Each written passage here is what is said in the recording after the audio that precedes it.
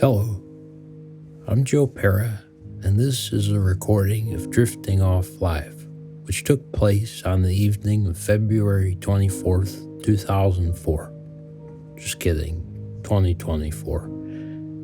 It was a special night, and I'm glad you decided to give a listen. We chose to include the sound of laughter from the audience, so it'll feel like you're with us at the Opera House, but by the end, I think it does get to a place that is nice for sleep. Walking the line between entertainment and relaxation is tricky, but I feel the show delivers on both. Ryan began the show with a recap of Season 1 to set the mood. You'll hear him jamming on bass with the support of the band The Hour. Enjoy.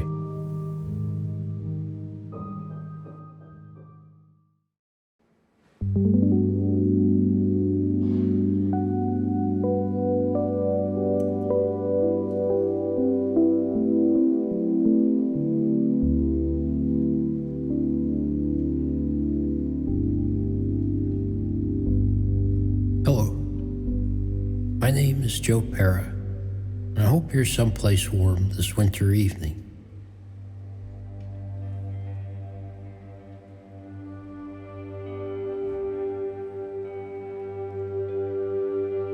In theory, sleep isn't hard.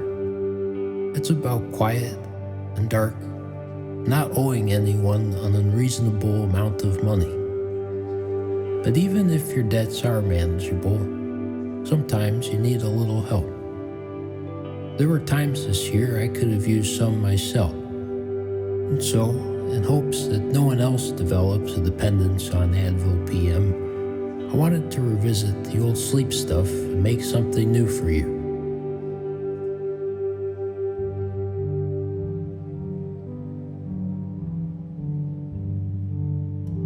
Are you under the blankets or in a good chair?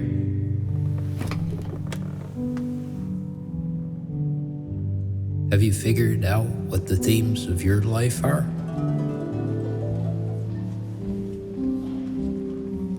Are video games and nature at odds? What do you think of when you think of Australia?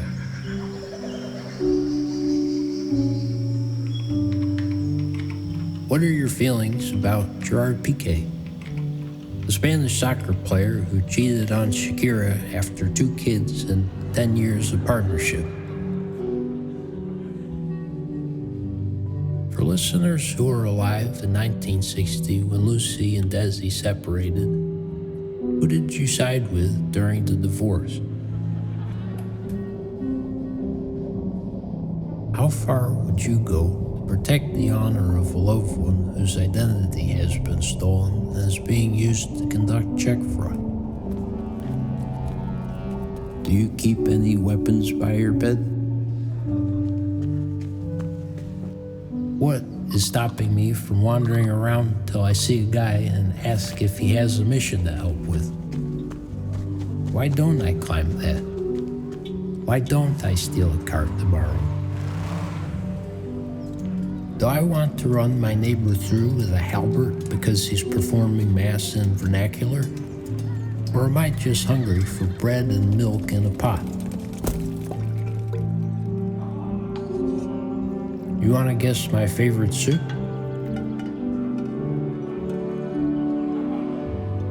Sorry, it's actually gumbo. When you get to the end of a ham, you throw the bone in a pot and it's the start of something else. I love that about soup.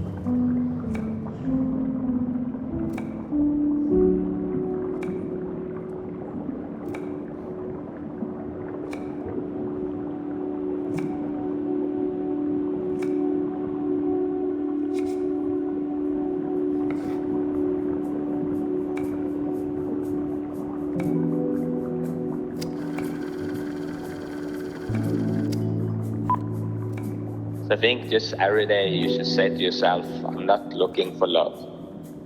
And then, it would just magically appear. Learn a new language. for your life, for your health, your mental health, your well-being. The biggest computer in the world is between our ears and below our scalp, Joe. Nothing beats the human mind. Hey, Joe, it's Todd Barry. I'm just calling to see when the interview I did for your podcast is going to happen. So, you know that feeling when you finished a big open world video game and you're just walking around and there's nothing else to do, and then you kind of see a character who you've never seen before in the game, and you walk up and talk to them and they have more things to say than anybody else in the whole game? That's you, Joe Pera. Hey, Joe, it's Todd again, Todd Barry. And I'm like, well, if a cello is a human voice, like a clarinet is like, I started thinking of like a beaver.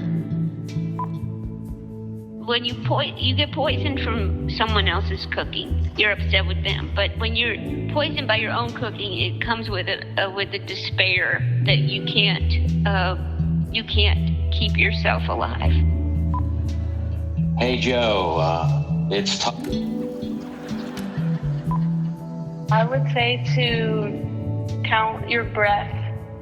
That always helps me fall asleep.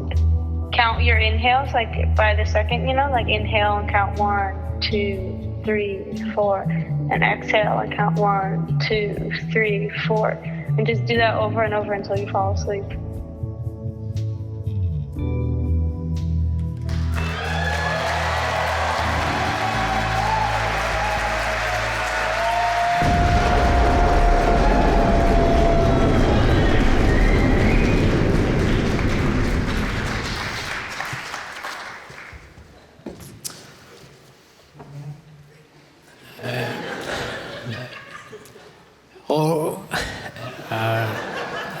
How about a round of applause for Hour and Ryan Dann?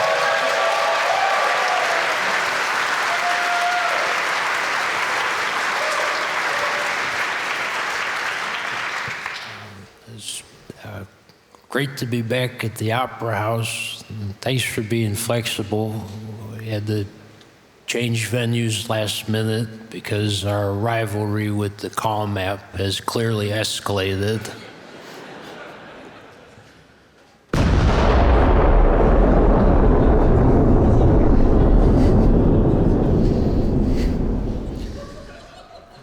Should have kept my mouth shut, but they've been sending a lot of the push notifications to my girlfriend's phone. You can't let that slide. So I went to a journalist and told them that the calm map is just a product without substance or soul, without Ryan Dann to compose for them too. He would never compose for them.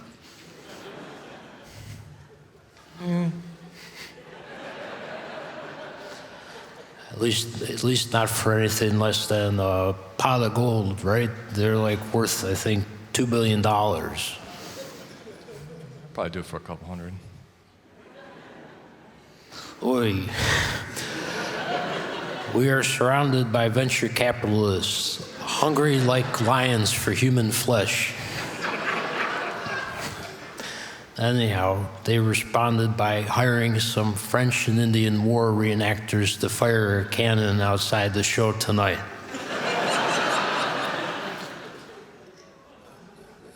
Honestly, good move.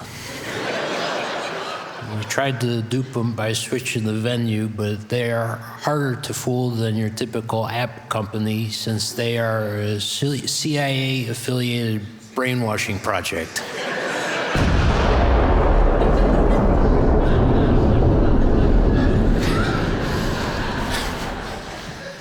We were doing the sleep stuff first. We're doing it better. And we can show them by putting on a good show tonight. Anybody bring a blanket for real? No? Oh, yeah? Nice. That's good. What are you? It looks like you're drinking a Busch Light. Did that? They don't sell that. You brought that yourself, right? Or no? Oh. Oh. It's okay. It's a hazy IPA. Okay, yeah, that seems more like what they would sell here. Nice. You got a blanket? You got your hazy IPA? Life is good, right? Okay. You with me? That's true. My girlfriend is here too, so you can't say that, but...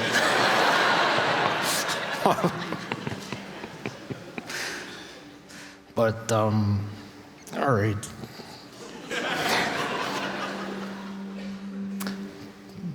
I can't think of a better setting for tonight, though. I was happy that they changed the location to here. We changed the location to here. We got nice memories from taping the special here in June. But the first time I was here, this is true, I came for an ambient music concert. I won't say which one, but I fell asleep in that exact chair where the person with the white hat right there. It's true. So I know that despite the lack of legroom in the balcony, it is possible. There was very slow music at the show, and many of the songs kind of sounded the same. So I had a wonderful time just staring at the carpet, thinking about all the banquet halls and wedding receptions I went to growing up in Buffalo. Buffalo in the house.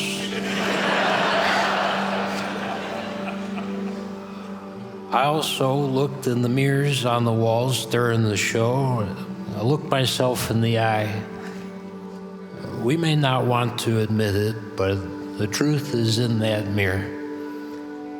So everyone, if you're next to a mirror or in the balcony or in the back and can make eye contact with yourself, do it. If not, maybe just look in the eyes of the person next to you. But if you can look into the mirror, that's better. And repeat after me. I am at a live podcast recording.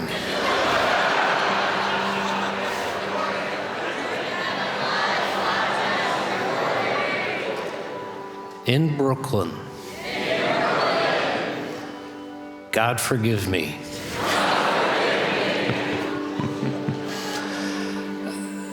You gotta also love that the venue is attached to the Catholic Church.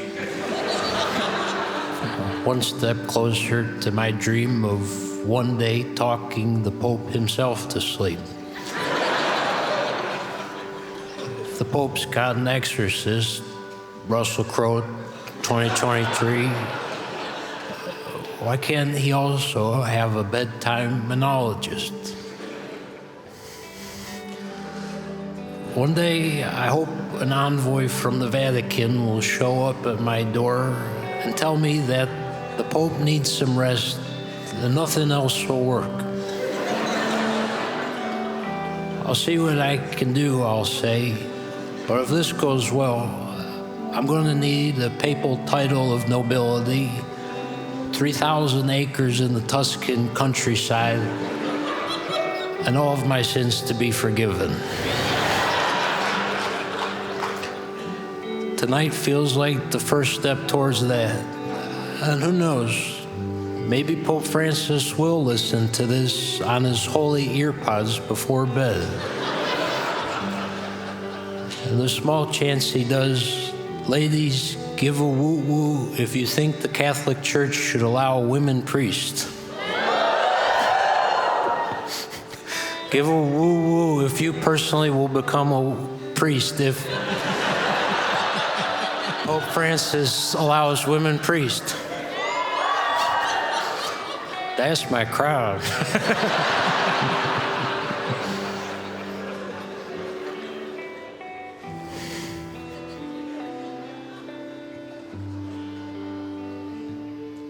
If God had a name.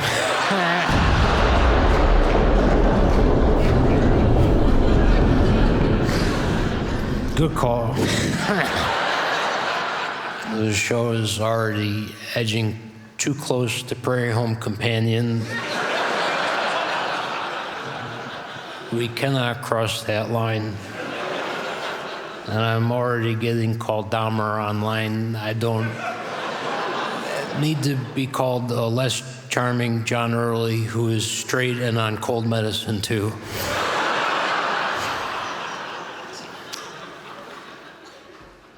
So what is tonight?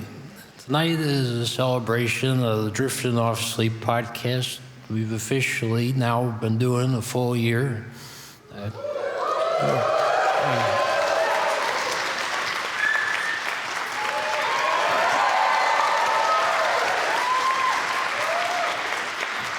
12 episodes concocted in the basement that seemed to work from afar, so we wanted to give it a shot live, or at least some of our favorite parts, accompanied by some great musicians.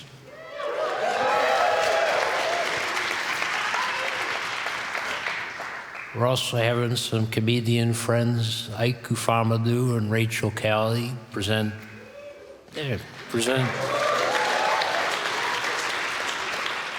sleep bits of their own. And later on, Ryan and I will share a bit of the new and pretty rough material. Sorry for the script, but I'm here with you, right? All right, sorry, I'm not good at memorizing since I got my head banged on a table, but that's a story I did not write down for tonight. Now, hopefully by the end of the evening, at least some of us will fall asleep. I'm counting on you, hazy IPA, or at least be massage level relaxed so we can doze off as soon as we get home. All right. Everybody feeling good? All right. Let's do a little bit from the episode. One of my favorites, probably, Michael composed for it, so I wanted to do it special tonight.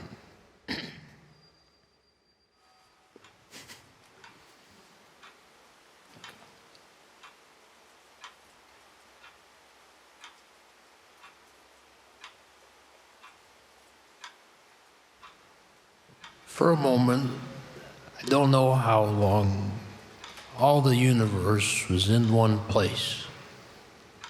Then Ra initiated the Big Bang, don't get mad at me, Catholic Church, and time began.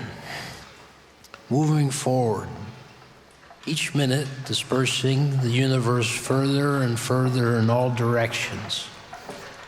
In an attempt to keep track of time on Earth, there first were shadow clocks, then water clocks, candle clocks, time sticks, and hourglasses. And then, around the 14th century, European monks invented mechanical clocks so they could remember to pray on time, and that's when things got noisy. Right now, there's only one timepiece here, a small wooden clock from my grandparents' basement. And I brought it from Buffalo.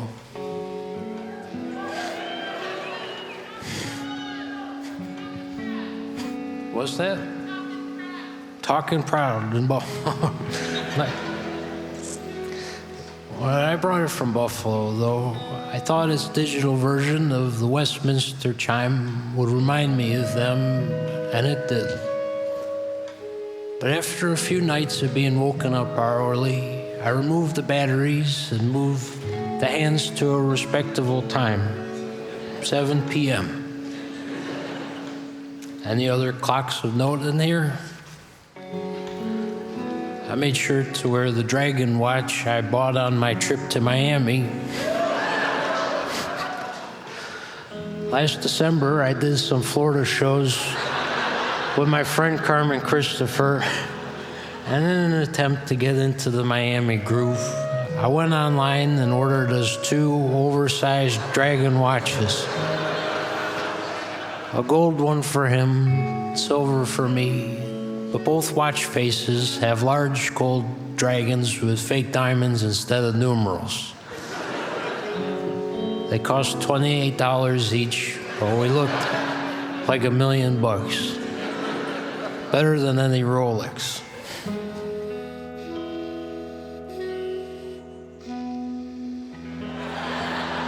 Try it on?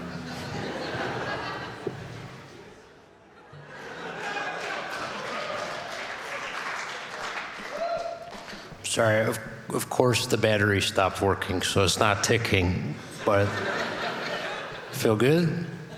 Yeah? No. No.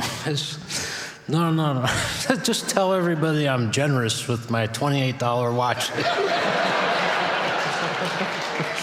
All right. Feel good? Will you get in trouble if people think you hit the lottery when you go to school on Monday?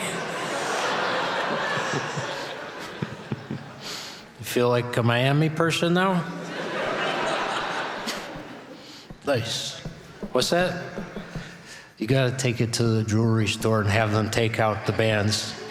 It's really embarrassing with a plastic watch face, but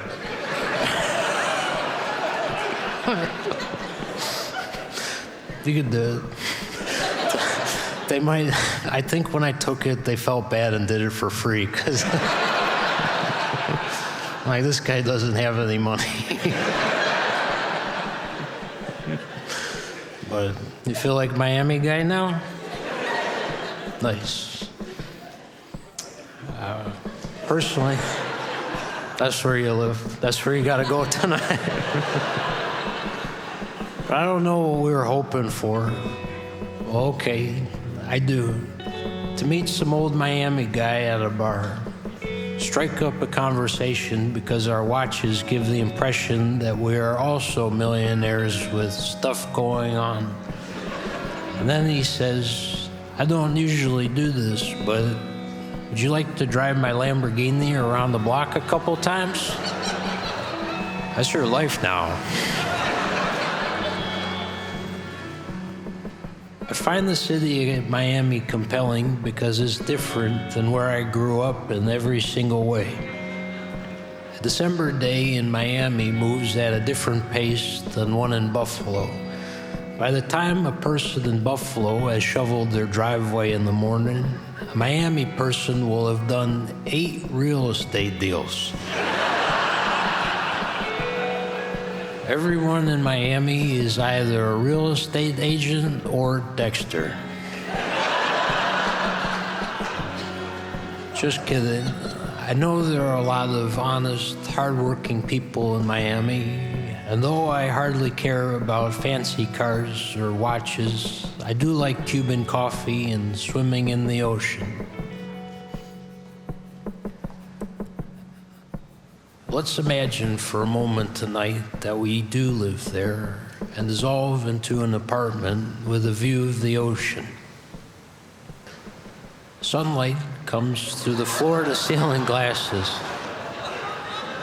We're very high up. Almost all the decor is clean white. The floors, the walls, the rugs, and the sofa, which is one of the largest you've ever seen. All this white interior is broken up by some modern art pieces on the walls and floor. One of those cause pieces or something. The last thing you saw at a museum and thought, okay, that's a cool looking piece of crap. A rocking chair done in green chrome, or a neon Homer Simpson. And other than a small bit of dust, there's not a single mark on the furniture. And the high-end stove looks as if it's never been used. No one can live there, can they? No. If you guess that we are in one of Miami's ghost condos, you are correct. Bought as an investment, but never used. If you walk by in the evening, the lights would be dark. Let's put something more grounded on the music player.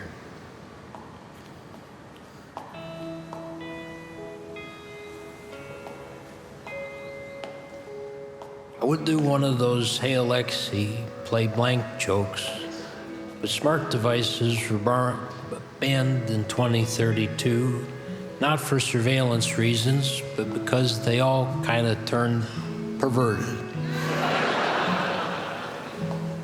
The year is 2060, and all of the luxury high-rise buildings, including this one, sit empty. The predictions were true. 60% of Miami-Dade County is underwater. You slide open the glass door and walk out to the balcony. A gentle ocean breeze warms your face. You look down and see the salt water comes right to the base of the building and past it too. Everyone moved to Buffalo and were welcome so long as they denounced the Dolphins and accepted the Bills. So it's just us. The apartment is yours to explore, the whole building if you want. You can sit on the balcony in the lounge chairs a hired decorator bought long ago. If you hold up your hand, the sun is a few fingers from the horizon. There'll be a Florida sunset soon. Yellow, orange, pink. There's a piece by composer Gavin Bryars titled "The Sinking of the Titanic," in which he has musicians play a hymn over and over. As the piece continues, though, the melody grows increasingly muffled and erratic, as if they were the band playing on the Titanic as it went underwater. It'd be funny if there was a piece titled "The Sinking of Miami," except it's a Pitbull song repeated over and over.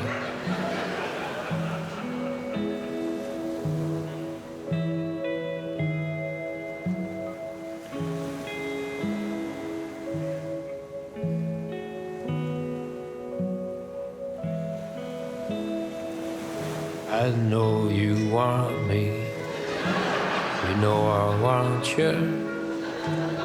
I know you want me, you know I want you.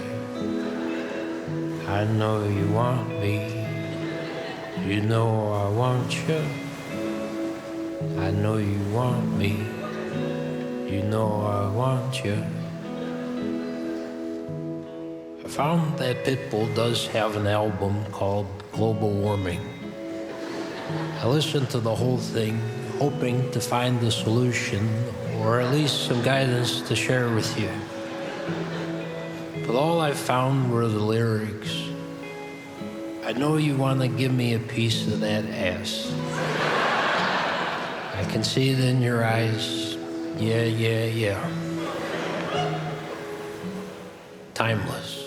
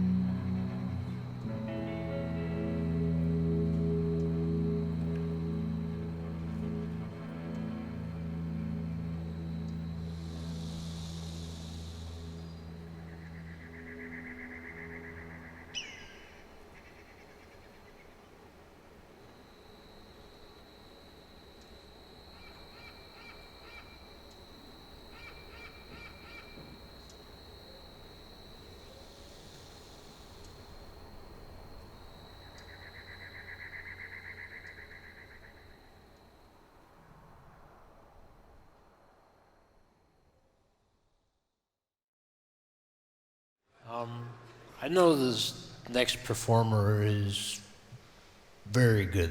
He's one of the funniest people I've ever seen perform, and I've been hoping that I get the chance to hear him talk me to sleep for quite some time. So please give a big round of applause for Ike Guamadoo.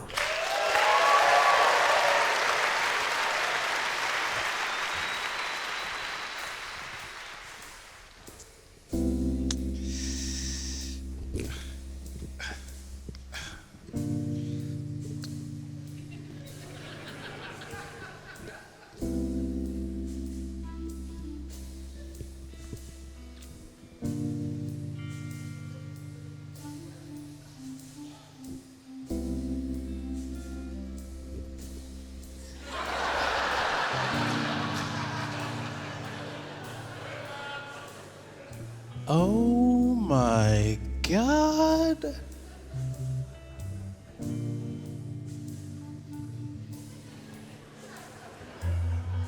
Audience? Is that you?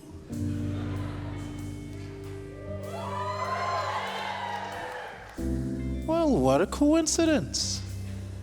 It's me. The performer standing right in front of you. Wow. Tell me, audience, what brings you around these parts?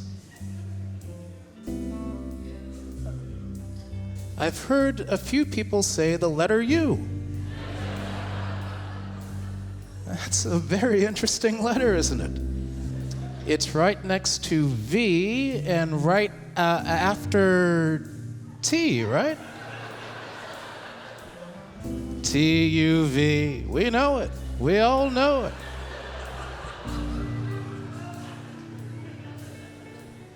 We all know the rest too, right? W-X-Y-N. Yeah, that's what we're trying to catch tonight, isn't it?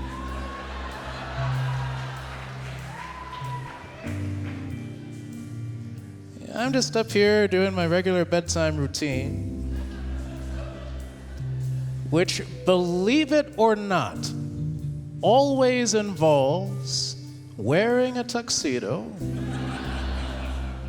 donning my sleeping cap, and walking the legendary boards of the Brooklyn Opera House in front of a live audience. But the thing that makes the bedtime ritual complete is the nightcap. Tonight I've opted to go with the can of red. Anybody else out there got a can of red in your hand? I heard a couple woos, and I see someone picked up a can. Cheers to...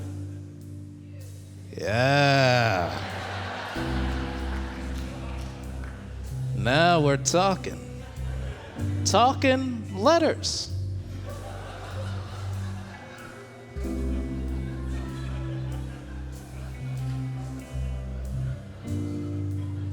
Now, having said that, it'd probably be best for me to say something else. Oh, hi. How you doing? Is that a... That's not a can of red, is it? What is it? Water. A can of clear. That's one of the best kind of cans you can get. This old marble of ours called planet Earth. Yeah, believe it or not, we are right now going on a magic carpet ride, if you will, on a planet going hundreds of miles an hour, if not more, throughout the universe. Yeah, dig that, kid.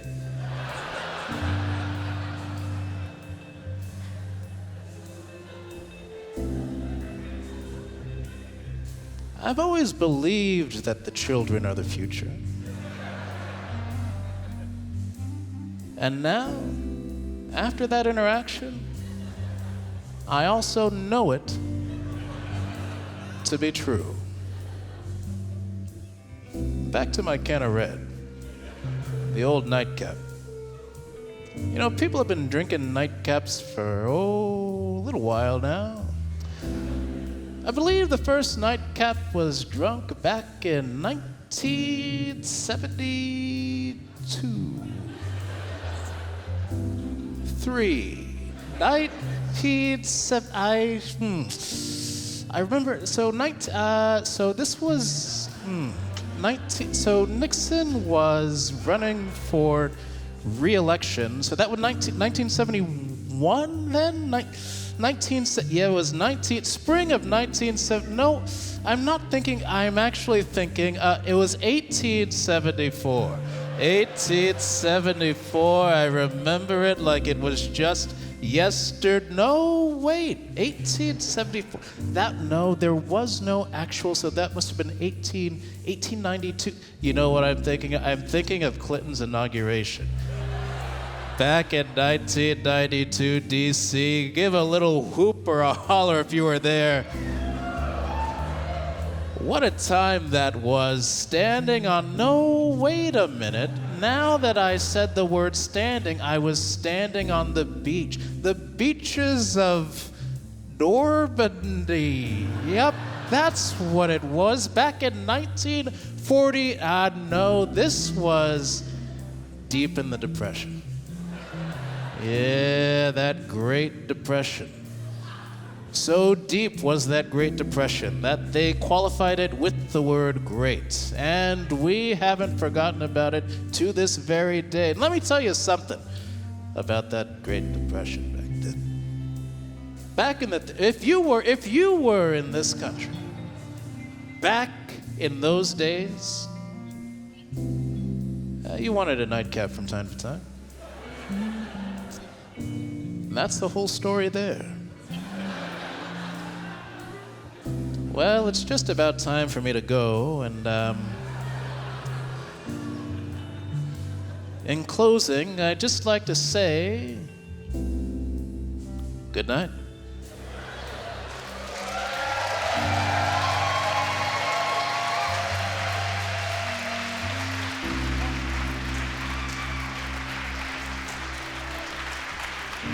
Ike Guamadoo.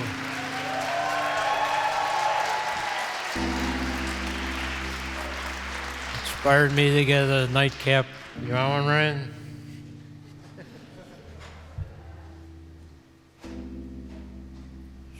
Pretty wild. Ryan has on the back of his script a whole diagram of a piano with all the beeps and toots that you're hearing tonight on his keyboard and the whole programming thing. So now that he's drinking a IPA, we'll see how wacky it gets. But we got another very special guest. This is another one of the funniest people I met doing comedy in New York, and I'm so excited for her to talk you to sleep. Please give a big round of applause for Rachel Caly.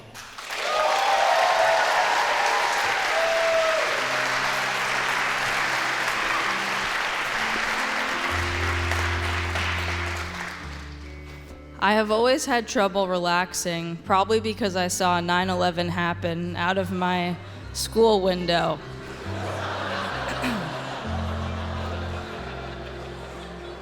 And there's almost no coming back from that in terms of regulating your nervous system. I got asthma from walking home in the smoke and ash, so breathing in deep is actually not always an option for me. Especially when I exert energy, like when I run 6 miles per hour on the treadmill while I watch Jim Cramer's Mad Money.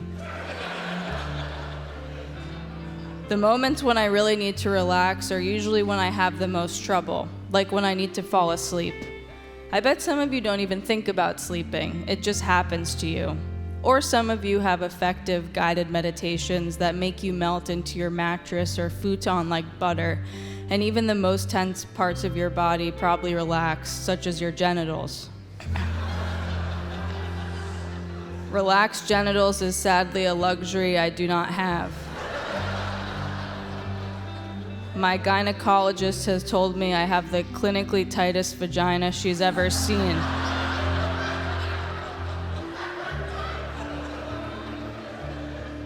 It's because my pelvic floor is always tensed up like a fist. This means that if I have the good fortune of experiencing an orgasm, I also pee and I shit.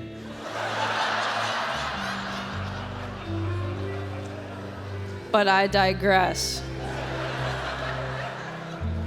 For years, when I try to sleep, I get night terrors. Night terrors usually pop up within 20 minutes of falling asleep. They're dark, hooded figures, almost like dementors from the world of Harry Potter. You can't see their faces or if they're someone you would proposition for oral at a party. But you know that they are there to hurt you. Usually when you have night terrors, you are also paralyzed, so all you can do is scream, which is disruptive to your loved one with whom you share a bed, or your roommate who sleeps with his door open because he's worried someone is going to lock him in his room while he's sleeping. But that doesn't really make sense logically, because if someone was going to lock his door while he was sleeping, keeping the door open wouldn't stop that from happening. It just adds a step for the person who wants to lock him in his room to do. They would have to close the door. But that would take less than a second. Also, his room locks on the inside anyway, so he could unlock it pretty easily.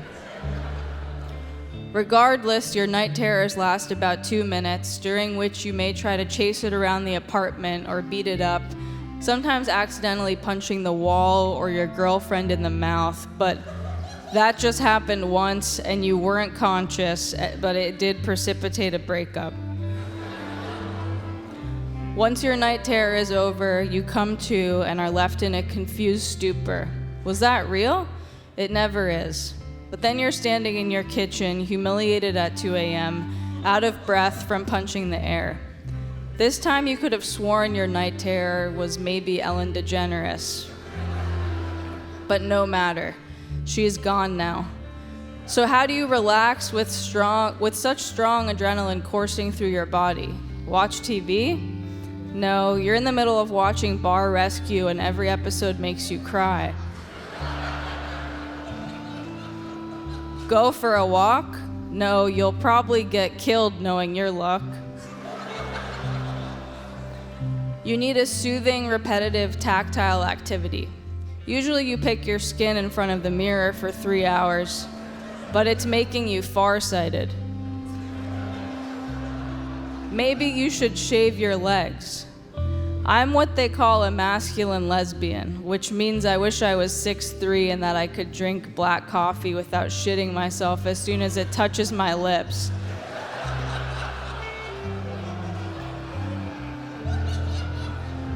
So I don't shave my legs a lot. But I used to. I'm Middle Eastern and also went through puberty very young, so I was very hairy as a kid. And kids would tease me a lot for being hairy, so I started shaving when I was 10. I didn't want to tell anyone about it because I was embarrassed, so I had to do it in secret. I always had to find or sneak a razor somewhere. One time I had just turned 11 and I was at the gym. Yep, that's right, I went to the gym when I was 11, which was a fantastic experience, especially since most of my peers at the gym were men in their 60s who had just been diagnosed with heart disease. And I learned a lot about socializing from them, like not asking for what I want.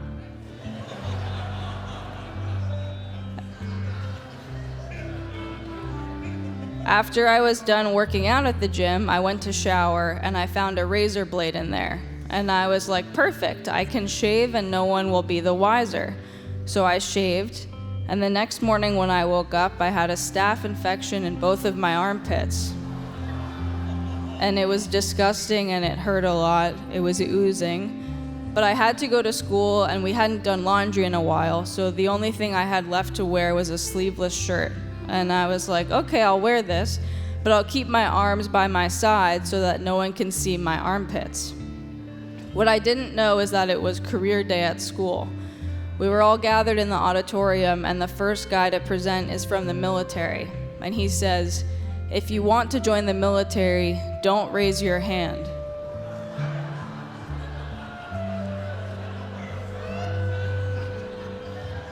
Everyone else raises their hand except for me, because I don't want anyone to see my armpit. He sees my arm isn't raised and he says, okay, you didn't raise your arm, so you want to join the military. Follow me. So he takes me out of the auditorium down the hallway and turns to me and says, no child left behind also means that any kid that wants to serve in the army can.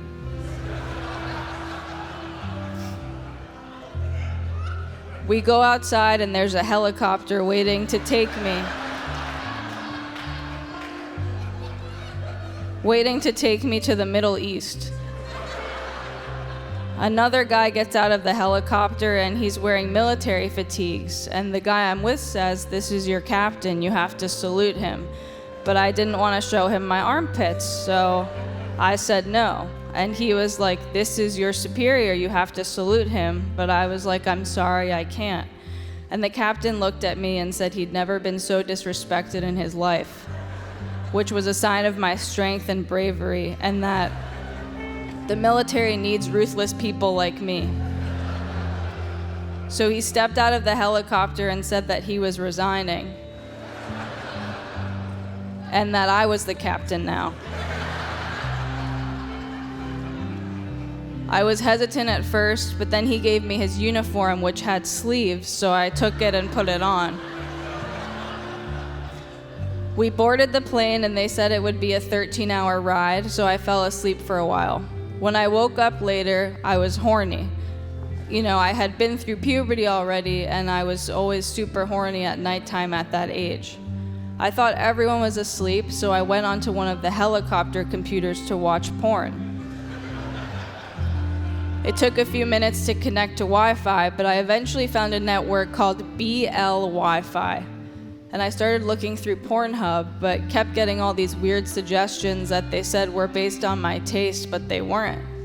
And just as I was looking, the guy next to me woke up and saw what I was doing and was like, what's going on? And I was like, I'm trying to watch porn, but I keep getting someone else's porn suggestions.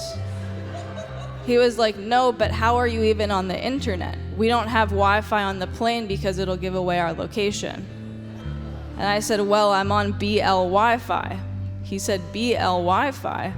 And he looked at the map and we were just flying over Pakistan. BL, Bin Laden.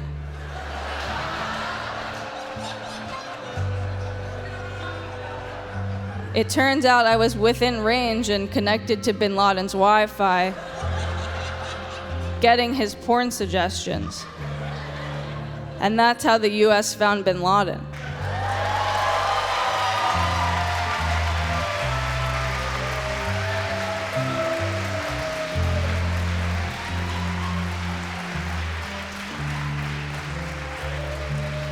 Rachel Caly.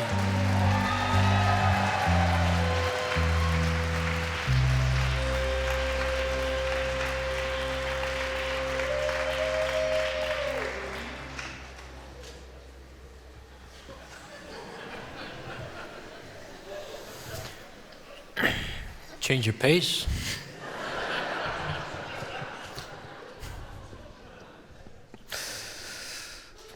Yeah. Rachel did, if it means anything, she did ask, what should I do with the 8-year-old in the audience? But, I don't know. Just tell your daughter she saw a true American hero tonight.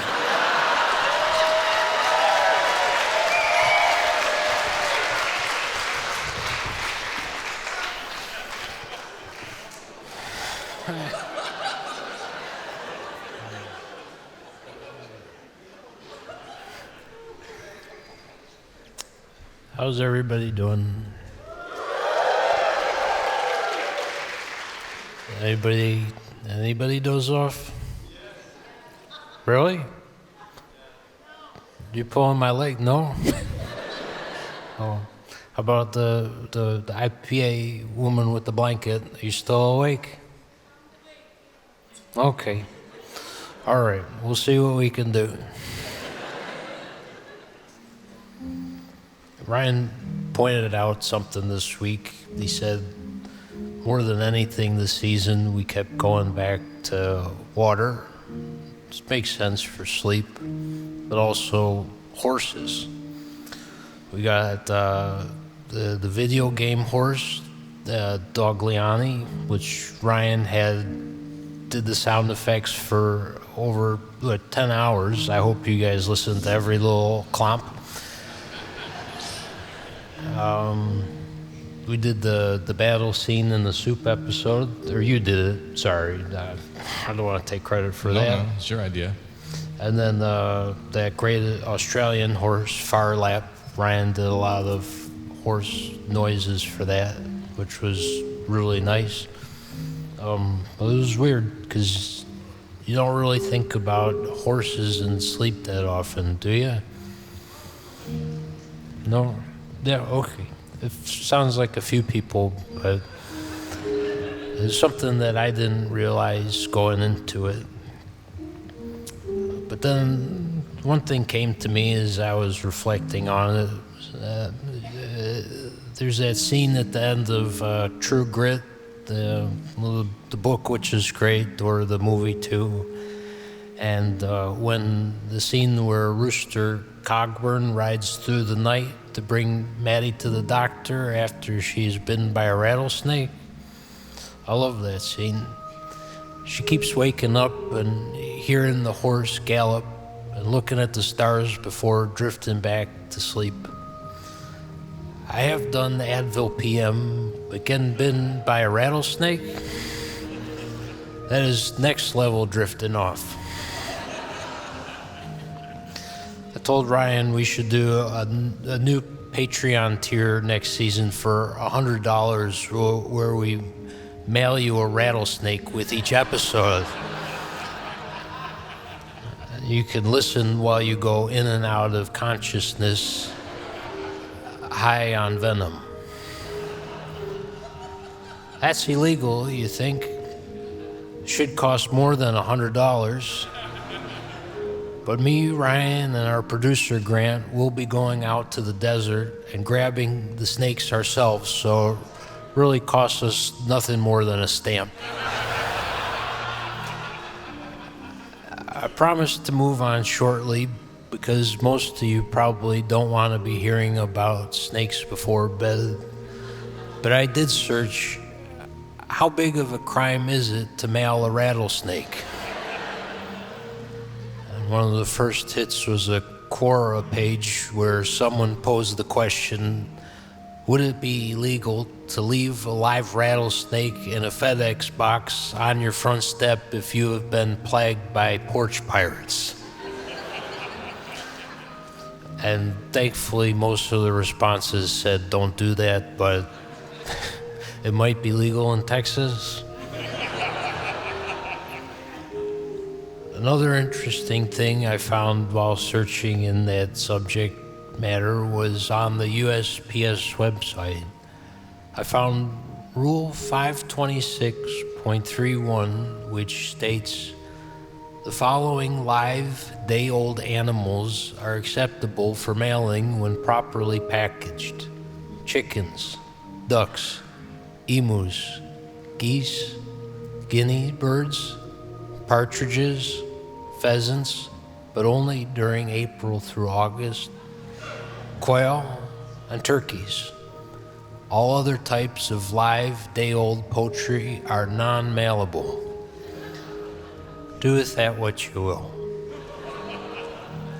But back to True Grit, Rooster Cogburn riding his horse till it falls and then carrying Maddie the rest of the way to the doctors himself is one of the great heroic scenes of all time, in my opinion. And the horse is a hero too, of course. Did you use different horse gallops across the episodes, or did you? I found the perfect one. Really? Yeah, really.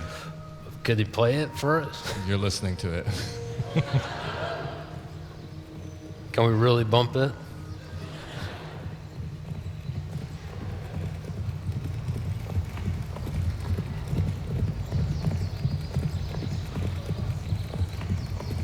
That's pretty good.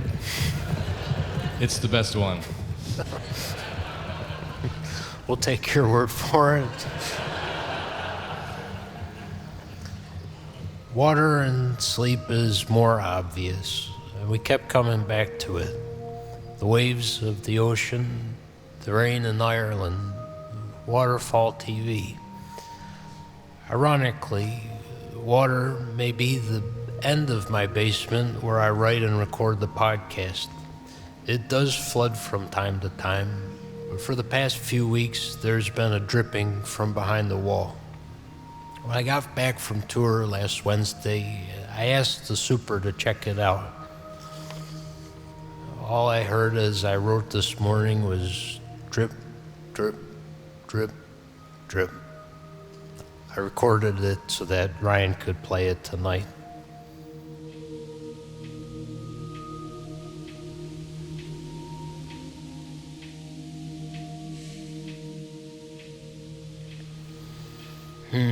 The super said, noticing the drywall getting soggy when he came over. He told me that he will have to tear out a section this coming Tuesday to see what's going on back there. That was last weekend, and with the show tonight, I said I didn't mind waiting, but the dripping got worse by the middle of this week. That's the recording from Wednesday. This is all true, by the way. I thought about asking him to come sooner, but I have a feeling it's going to be bad. Lots of water, likely with mold, and they're going to end up having to destroy the basement, at least while they fix it. So I'm glad we were able to do the show tonight before we lost our workspace, and it's fitting that we're taking a break. Writing this morning as I listened to the leak, I thought of the oft-quoted poem Fire and Ice by Robert Frost. Some say the world will end in fire, some say in ice, you know. But I would ask him to consider an ending in which a steady dripping rots away the walls, grows mold, and gives us all asthma-like symptoms till we die. Drip, drip, drip.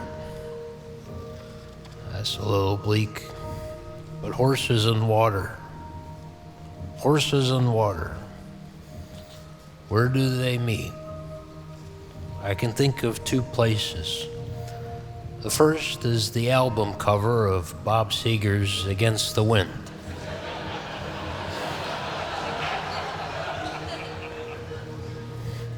Apparently, the artist Jim Warren, who painted it, had never painted a horse before. But Bob must have just said, just paint the freaking horses, Jim. And to this day, or at least 2016, Jim Warren has continued painting horses and water, sometimes even horses becoming water.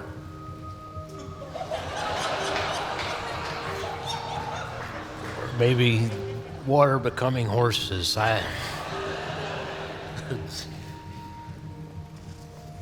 Of course, the second one is, we all remember the water horses from Lord of the Rings, Fellowship of the Ring, right? Great film, but 2/10 for me.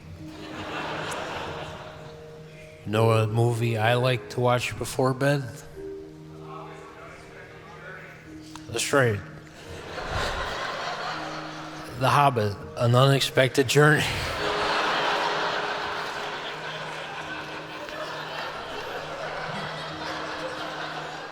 Do you mind, sir, if I ask what movie you like to watch before bed?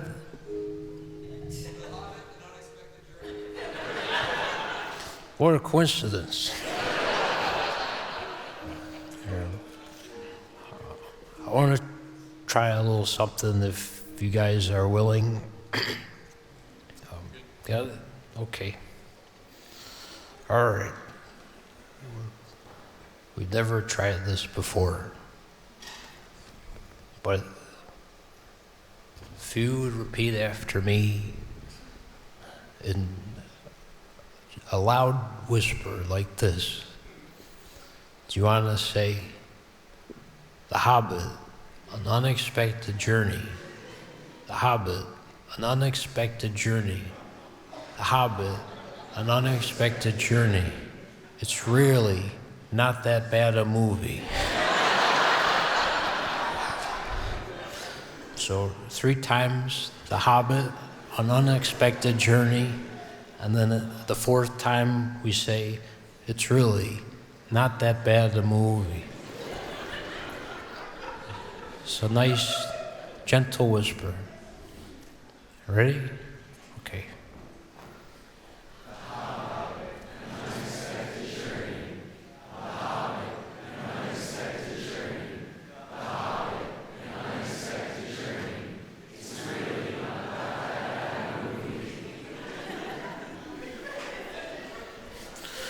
All right.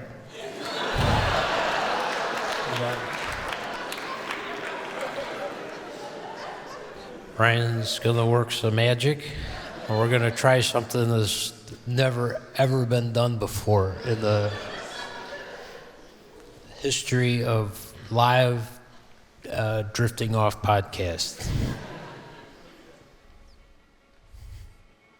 Okay, you ready? There we go.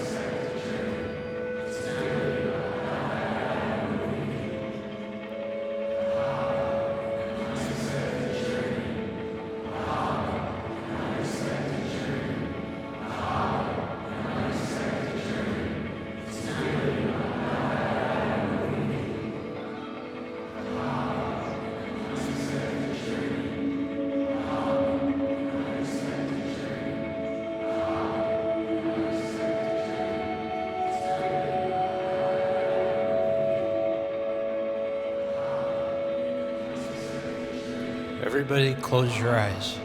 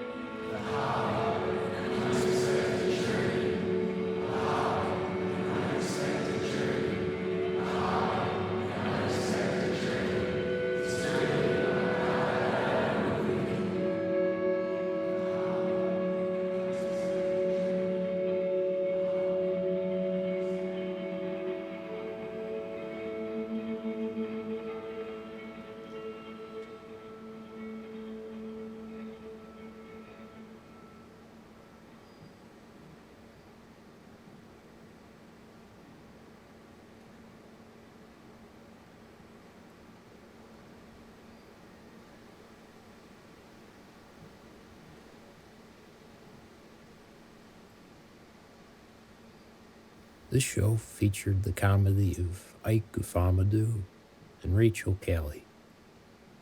Music by the band Hour, Michael Cormier O'Leary, Jason Calhoun, Evan McGonigal, and Adeline Stry in this recording. Their new album, Ease the Work, is now available. Audio recording by Thomas Cassetta.